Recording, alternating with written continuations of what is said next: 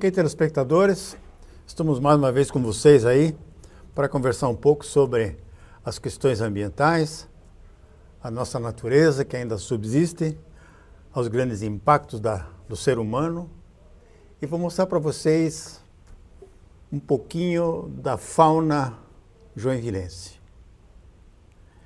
Um visitante que eu sempre tenho falado aqui no programa, vou mostrar para vocês como é que ele se relaciona comigo e com a minha família, na minha casa, na minha varanda. Ele tem pouso numa divisória na minha garagem. Fica lá horas pousado. Faz a sujeira dele, mas nós o recebemos muito bem. Então ele passeia, ele tem hora para chegar, ele chega às vezes duas vezes ao dia, ele fica 15, 20 minutos na presença da gente, recebe uma banana, mais uma banana, tudo em pedacinho, ele vai comendo. E esse é o relacionamento que a gente tem com a fauna silvestre. Então o jacu já nos visita há mais de 3 anos, é velho conhecido. Comuniquei num outro programa que ele tinha sido alvejado por algum petardo, alguma coisa que está mancando.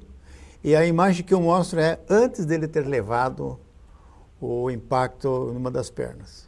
Logicamente, a ferida cicatrizou, ele agora continua. É um paraplégico, um jacu paraplégico.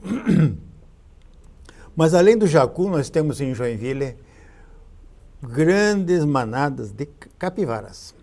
Então as capivaras elas estão muito mansas, muito domesticadas já. Elas frequentam o centro da cidade e perto do mercado a gente sempre tem a possibilidade de filmá-las, onde elas pastam nas margens que não tem as águas da enchente, né, da maré. E já havia muita gramínea ali, mas elas conseguiram comer toda essa gramínea. Mas as capivaras elas são hoje uma presença permanente e o povo de Joinville as respeita muito. Eu fico feliz em saber que os joinvilenses gostam muito dos animais da nossa fauna. Além disso, nós temos os frangos d'água, as capivaras, que também aparecem nos vídeos que estou mostrando para vocês. O cachoeira, quando ele tem uma maré baixa, realmente, e nos dias de final de semana, que não tem poluição, os peixes descem dos córregos do Morro do Boa Vista e as garças brancas e pretas e as saracuras, os frangos d'água, as marrequinhas, todas vêm se alimentar da ictiofauna do rio Cachoeira. Então a gente está notando que o rio parece que está melhorando.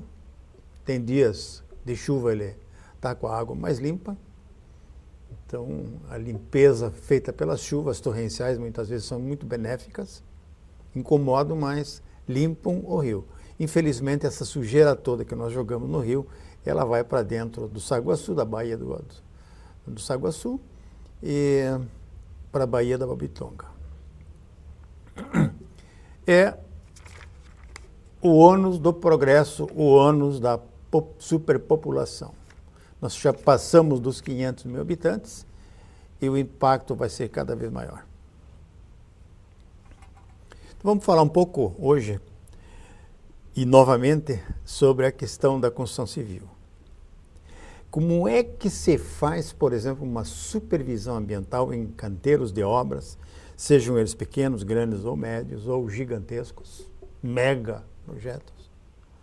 E essa supervisão é muito importante porque ela, além de fazer a supervisão em si, o olhar clínico, o olhar técnico para o canteiro, para as atividades dos operários que nesse canteiro trabalham, tem 2 focos principais nessa supervisão.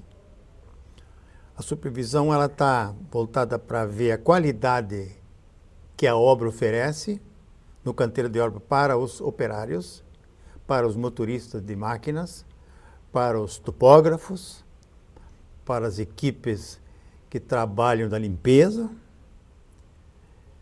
E o outro foco é a questão da limpeza do canteiro de obras. E essa limpeza voltada para a reciclagem. Um canteiro de obras nada mais é do que uma área de guerra, onde os perigos rondam operários, operadores de máquina, motoristas de caminhões, o tempo todo. Então, nesse canteiro de obra, você tem que tomar muito cuidado, tem que ser bem treinado para não sofrer acidentes. Então, a supervisão, que é uma atividade recente na construção civil, a supervisão ambiental. Essa supervisão, além de tratar das atividades no canteiro de obras, essa supervisão também vai atrás dos requisitos das licenças ambientais, faz com que o empreendedor cumpra os requisitos da licença ambiental, quer seja na reciclagem, quer seja no controle de particulados que tem no ar dentro dos canteiros de obra, muita poeira, as fumaças emitidas pelas máquinas, tudo isso tem que ser medido, controlado e remediado. Os impactos têm que ser reduzidos. Então esse é o papel do supervisor ambiental nesses canteiros, quer sejam, como eu já falei, grandes, pequenos ou médios. Nos canteiros de obra gigantescos, como nós vamos ter agora logo na BMW, a partir de novembro, e são milhares de pessoas que vão trabalhar nessa construção. Outros grandes projetos que as cidades brasileiras estão recebendo são os shopping centers. São shoppings que têm hoje áreas de 15 campos de futebol, 150 mil metros quadrados, cobertura 70, 80, 90 mil metros quadrados, 4, 5 mil carros na área de estacionamento. Então, essas obras, elas, se fossem construídas na moda antiga, elas gerariam bastante resíduo da construção civil. Mas hoje isso não é mais o corriqueiro. A pré-moldagem do concreto medido, do concreto, peças específicas, elas são moldadas do tamanho projetado, são peças que encaixam dentro das estruturas e o resíduo, então, gerado é mínimo. Mas mesmo assim, gera-se muita madeira, muito calço para assentamento das colunas e gera bastante madeira, bastante resto de concreto também. Isso tudo tem que ser corretamente gerenciado para que os requisitos ambientais sejam atingidos. Então a obra caminha e ela vai cumprindo com o plano básico ambiental. Um plano básico ambiental ele é escrito para orientar a forma de como gerenciar a obra, de como avançar com a obra, de como manipular e movimentar veículos dentro da obra. Os combustíveis têm que ser controlados para não gerarem muito enxofre. O ruído também é medido constantemente, são gerados relatórios de certificações. Então, cada vez que você tem um parâmetro desses, ruído, particulado, gases, fora dos padrões estaduais de meio ambiente, você tem que fazer a devida remediação e redução dos impactos. Esse é o papel do supervisor ambiental dentro da obra. Mas, às vezes, também o empreendedor solicita ao esse supervisão ambiental mais algumas atividades que são ligadas à questão da segurança e higiene do trabalho. O supervisor desta área, o engenheiro de segurança e higiene do trabalho, ele tem que ter olho clínico para os operários para constatar realmente se eles estão utilizando o EPI, equipamento de proteção individual. Capacete, são os protetores de ouvidos, são as máscaras contra gases e poeiras, óculos, luvas, roupa forte, macacão e bota. Então, sem esses requisitos de proteção individual, muitas vezes um operário fica impedido de trabalhar. E quando os operários trabalham nas alturas, eles têm que ter segurança, têm que estar presos a um cabo de aço. No caso de uma queda, eles serão salvos pelo cabo que os prende na cintura. Então, são cuidados e são observações que a equipe de segurança e higiene do trabalho faz através de treinamentos permanentes. Cada dia entram novos operários têm que ser treinados. É bastante complexa, é muito trabalhoso essa prestação de serviço, é de grande responsabilidade para os profissionais da área, mas é importante que se faça e o Brasil está avançando a passos largos nessa segurança e higiene do trabalho e também na minimização dos impactos e obras mais limpas, obras onde se recicla quase tudo. Tem obras quando existe a necessidade de dinamitar rochas e para que você possa chegar nos horizontes projetados da obra, e essas rochas às vezes são bastante volumosas, você até pode economizar o material de construção através de uma central de reciclagem, uma central de britagem, que é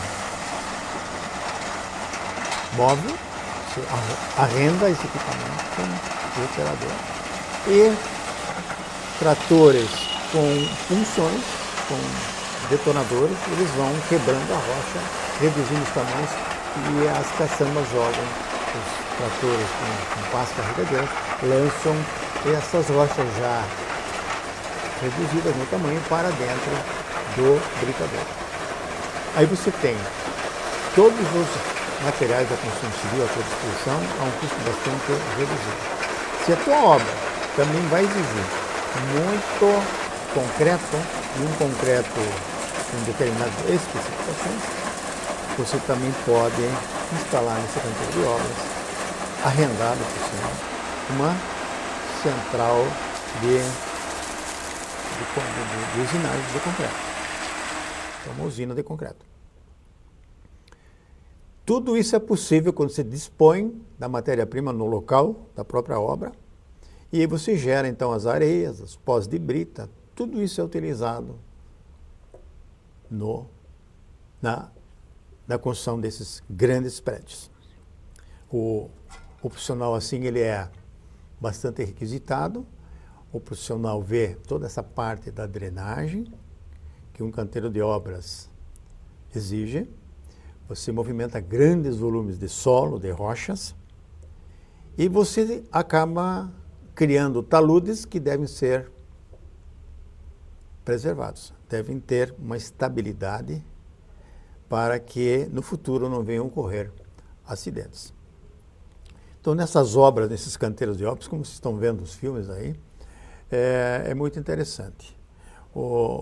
Avaliem, por exemplo, a movimentação de máquinas, de tratores, de caminhões, de caçambas, o equipamento móvel de britagem, como ele tem a classificação interna, e as esteiras vão eliminando os resíduos britados nas granulometrias necessárias para o uso da obra. O investimento é grande, mas a segurança, a economia, e você tendo essas matérias-primas disponíveis no canteiro de obra, você reduz muito a despesa com mobilidade. Todo o material está dentro do canteiro de obras. Vem muito pouco de fora. O empreendedor que entender que na compra do imóvel, se tiver uma jazida de rocha, ele está fazendo um negócio melhor do que aquele que não a tem. No segundo programa, nós vamos continuar com esse assunto, porque eu acredito que ele interessa a todos os telespectadores. Até já!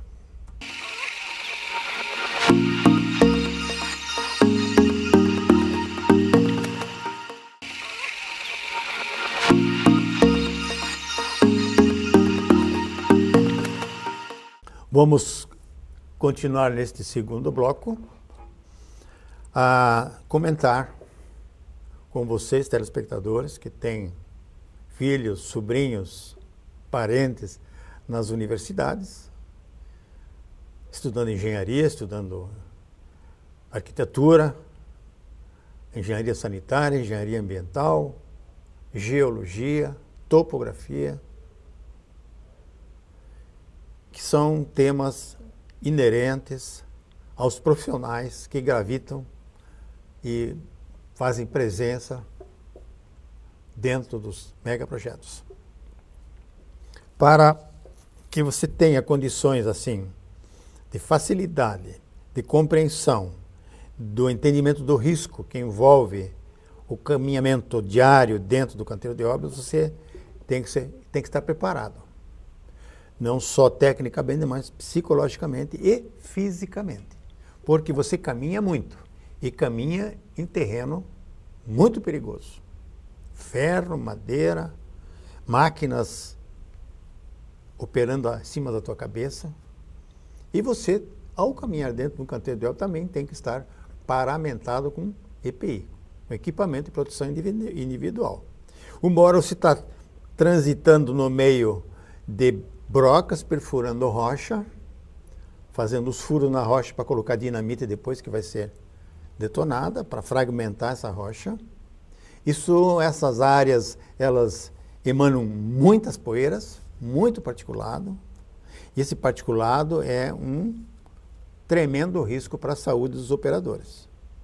Ali, nesse caso da perfuração de rocha, é necessário que o operador, tanto dos britadores como das máquinas de perfuração e de fragmentação, como as próprias brocas, ele tem que ter uma máscara especial para impedir que esse particulado entre nos pulmões. Esses resíduos não saem mais do pulmão e em poucos anos, dependendo da intensidade dessa exposição do operário, ele pode ser aposentado precocemente e sofrer o resto da vida dolorosamente com problemas de pulmão. Cirrose e outros problemas que ocorrem quando ele inala por muito tempo essas poeiras. E vocês sabem muito bem que é comum, é uma coisa que acontece diariamente nos canteiros de obras. O operário brasileiro se sente um super-homem. Ele não se veste quando está frio, não se protege, ele é o machão. O cemitério está cheio de machão brasileiro, porque não usaram capacete. Caiu um tijolo e mataram o cara, morreu o cara. Não usam luvas, falta dedos, só tem 9 dedos. E assim por diante. Outros são surdos. Outros perderam a vista.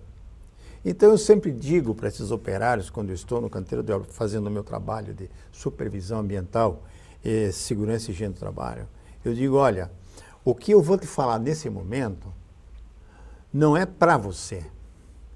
Eu estou pedindo em nome da tua família, da tua mulher, da tua mãe, dos teus filhos, que você se cuide na obra, que você volte para casa inteiro, que você não volte para casa numa ambulância, ou que você volte para casa sem uma perna, ou sem um pé, ou sem um dedo, ou sem uma mão, ou que você volte para casa cego, ou surdo. São essas as recomendações. Só então o indivíduo cai em si da responsabilidade que ele tem, não para só com ele, mas também para a família. As famílias ficam muito preocupadas quando esses canteiros de obras não oferecem toda a segurança para os operários. Treinamento, treinamento, treinamento. O nosso operário brasileiro é muito volúvel, é muito brincalhão, ele não leva a sério o treinamento que recebe. Ele diz, não precisa, eu sei tudo, mas não age, não pratica as técnicas de segurança. Essas obras assim exigem um cuidado muito grande. Eu conheço obras onde durante 2 anos ocorreram 3, 4 acidentes só, de pouca gravidade, graças à persistência e à qualidade dos instrutores e dos profissionais que tomaram conta de 300, 400, 500 pessoas operando dentro desses canteiros gigantescos. Então, quando você tem geração de resíduo dentro de uma obra, resíduo sólido, contaminado, que você tem que dar uma destinação final, você como supervisor também deve tomar muito cuidado na escolha ou na aprovação do local onde será feita essa destinação final dos resíduos da construção civil. Você só poderá levar esses resíduos da obra em local licenciado pelos órgãos ambientais para a reciclagem. Não é mais como se fazia há alguns anos atrás. Com o advento da resolução CONAMA 307, a partir de 2004, quando ela começou a vigir, não é mais aconselhável que os engenheiros das obras se descuidem desse requisito importante do plano básico ambiental e da licença ambiental de instalação. Tem que tomar o máximo cuidado para que você não coloque o teu empreendedor, o investidor, em insegurança jurídica. Os caminhões que demandam num canteiro de obra devem ser todos eles revisados, eles devem ser limpos para não sujar as ruas, porque uma vez chovendo, um canteiro de obras de argila carrega muito material para os asfaltos. E esse asfalto tem que ser diariamente limpo, fisicamente, raspando a argila que fica em cima dele, e diariamente ele tem que ser lavado com um caminhão-tanque e com um jato de água bem forte.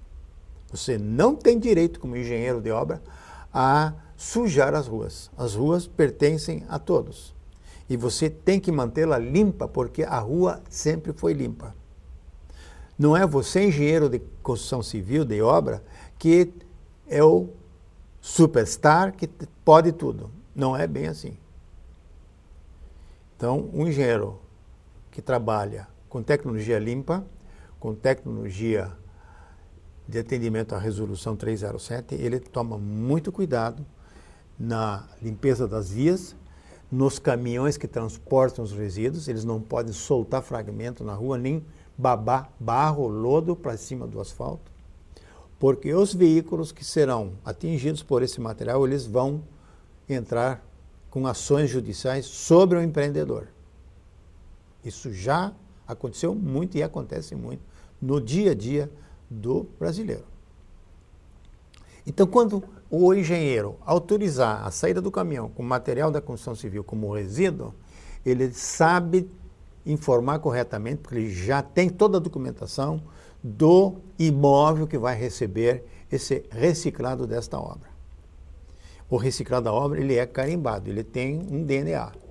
Se, eventualmente, um motorista de caminhão fizer um desvio de conduta e desviar uma carga para um terreno de um amigo dele, e se nesse terreno for lançado o resíduo da construção civil da tua obra ou da obra desse engenheiro, e se nesse resíduo constar papel timbrado da empresa e a fiscalização constatar esse crime ambiental, o empreendedor será penalizado.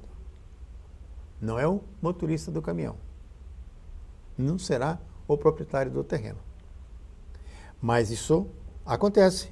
E para isso o supervisor ambiental tem que estar de olho aberto. Tem que prestar atenção. Ele tem que seguir alguns caminhões da obra. Para onde é que está sendo levado esse material? Na obra consta que existe uma área licenciada para receber o resíduo.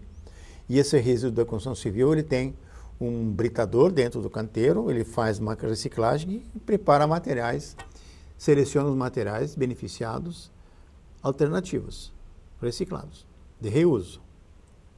Então, são cuidados que esse supervisor ambiental de canteiro de obra tem que ter. Essa central de recepção tem que ser licenciada no órgão ambiental para recebimento de lixos, de resíduos da construção civil, para resíduos orgânicos para resíduos perigosos e não inertes. É complexo. Para isso, há necessidade de aperfeiçoamento. O cara sai da escola, não sai com essa bagagem toda.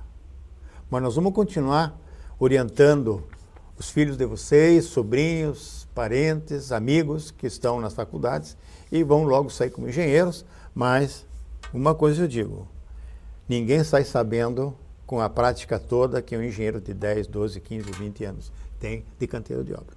Até o próximo programa.